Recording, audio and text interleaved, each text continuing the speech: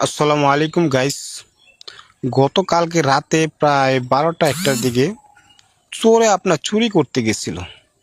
Transformer তার চুরি করতে গেছিল, তো কিছু তার কেটে ফেলেছে। আর কিছু তার যখন ট্রান্সফরমার কাটতে গেছে তখনই হঠাৎ করে কারেন্টের শর্ট লাগে, লোকটি মারা যায়।